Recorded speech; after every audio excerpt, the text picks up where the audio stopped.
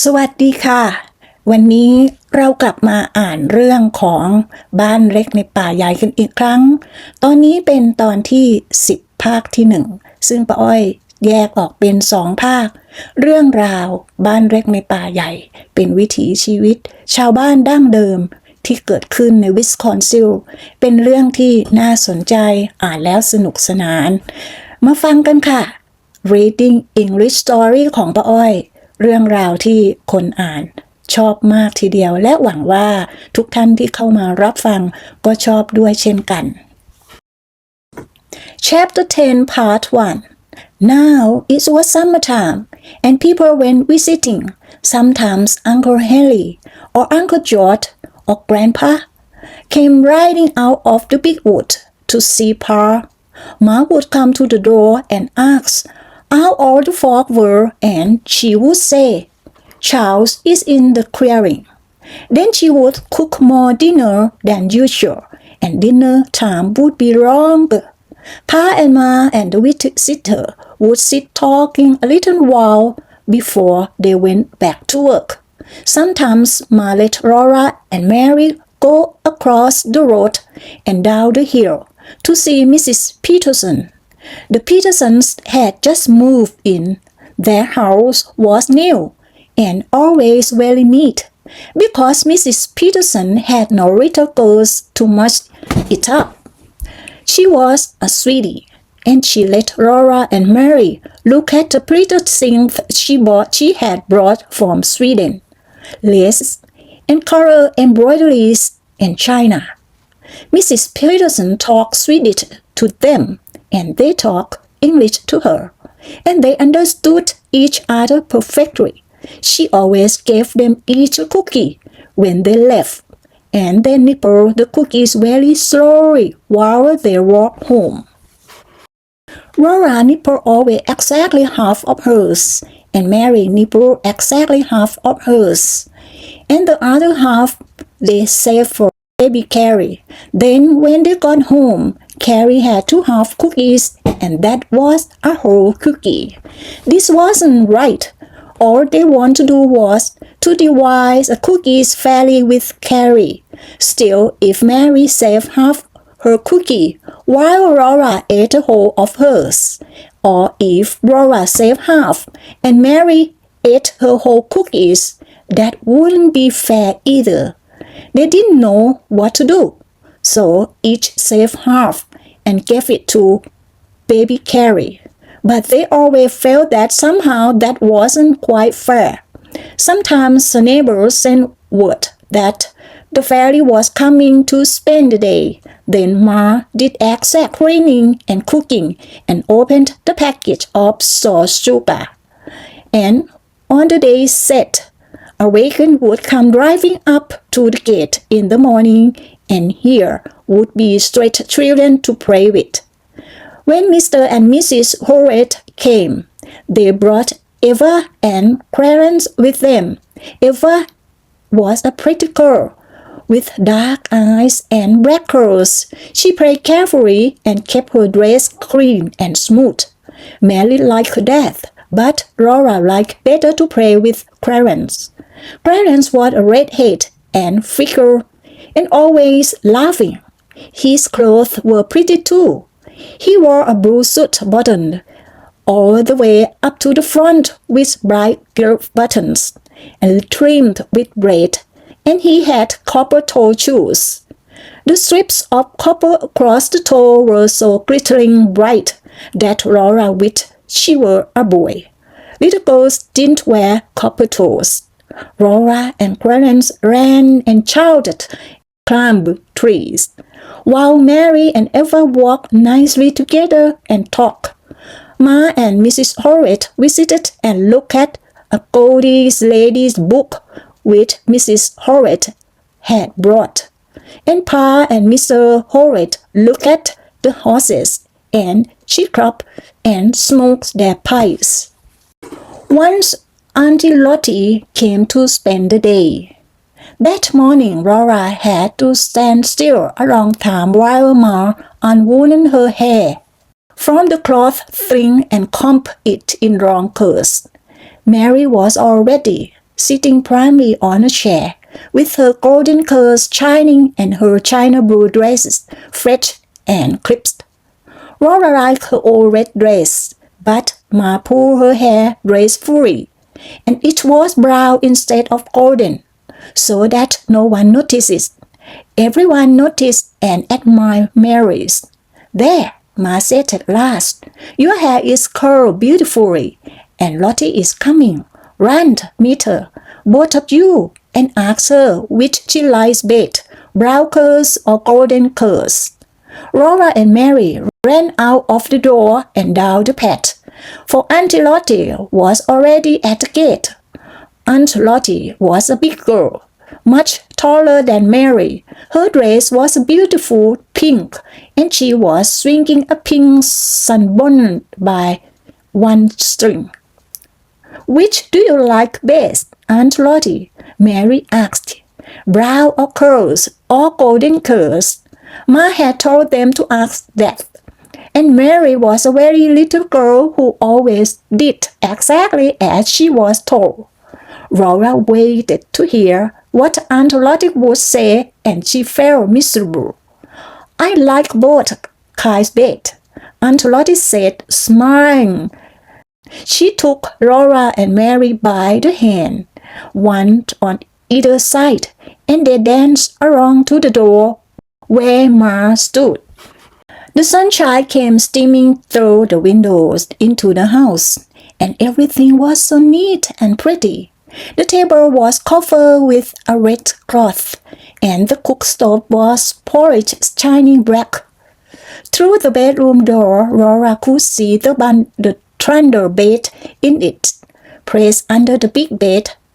The pantry door stood wide open, giving the sight and smell of goodies on the shelves, and Black Susan came pouring down the stairs from the attic, where she had been taking a nap.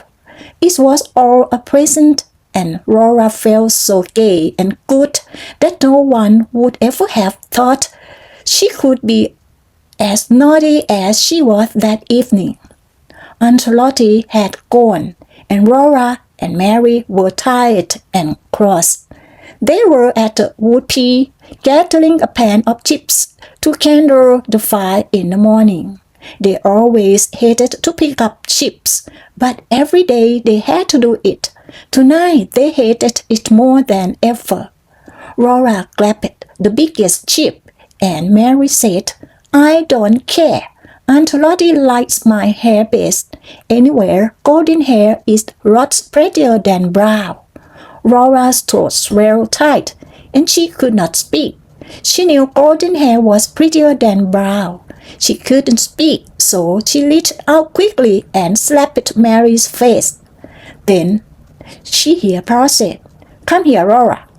She went slowly, dragging her feet. Pa was sitting just inside the door. He had seen her slap Mary.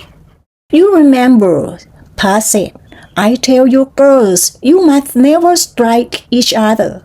Laura began, but Mary said, "That makes no difference," said Pa. "It is what I say that you must mind." Then he took down a strap from the wall. He wiped Laura with the strap. Laura sat on a chair in the corner and sobbed. When she stopped sobbing, she sulked. The only thing in the whole world to be glad about was that Mary had to fill the chip pan all by herself. At last, when it was getting dark, Pa said again, "Come here, Laura." His voice was kind, and when Laura came, he took her on his knee and hugged her close. She sat in the crook of his arm, her head against his shoulder, and his long brown whiskers partly covering her eyes, and everything was all right again. She told Pa all about it, and she asked him, "You don't like golden hair better than brown, do you?" Pa's blue eyes shone down at her, and he said, "Well, Laura, my hair is brown." She had not thought of that.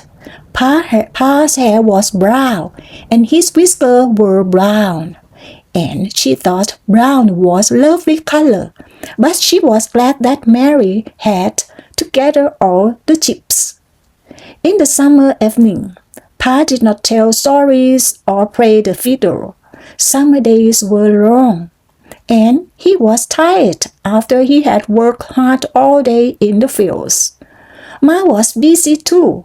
Laura and Mary helped her with the garden, and they helped her feed the calf and the hens. They gathered the eggs, and they helped make cheese. When the grass was tall and thick in the woods, and the cows were giving plenty of milk, that was the time to make cheese. Somebody must kill a calf, or cheese could not be made without rennet. Rennet is the lining of young calf's stomach. The calf must be very young, so that it has never eaten anything but milk. Laura was afraid that Pa must kill one of the little calves in the barn. They were so sweet. One was fawn-colored, and one was red, and their hair was so soft, and their large eyes so wondering. Laura's heart beat fast when he talked to Pa about making cheese. Pa would not kill either of his calves, because they were heifer and would grow into cows. He went to Grandpa's and to Uncle Harry's to talk about the cheese making, and Uncle Harry said he would kill one of his calves. There would be enough rennet for Aunt Polly and Grandma and Pa. So Pa went again to Uncle Harry's and came back with a piece of the little calf's stomach. It was like a piece of soft, glazed white leather, all lidded and rolled on one side. When the cows were milked at night, Ma set the milk away in pans. In the morning, she skimmed off the cream to make into butter later. Then, when the morning's milk had cooled, she mixed it with the skimmed milk and set it all on the stove to heat. A bit of the rennet tied in a cloth with soaking in warm water. When the milk was heated enough, Ma squeezed every drop of water from the rennet in the cloth, and she pours the water into the milk. She stirred it well and left it in a warm place by the stove.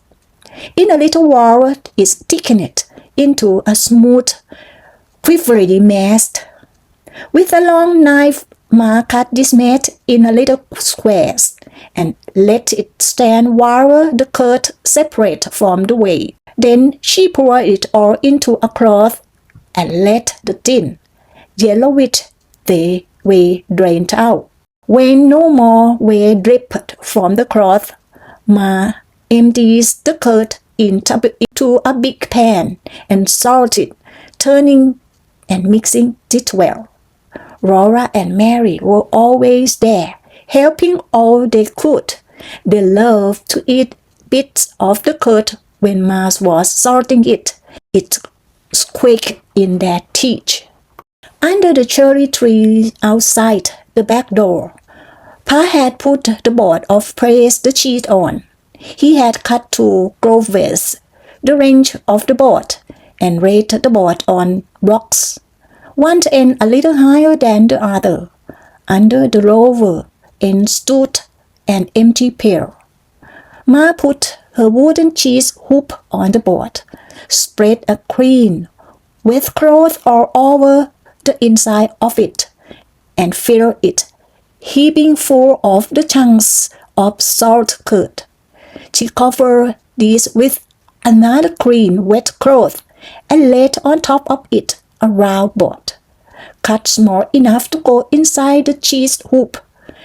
Then she lifted a heavy log on top of the board.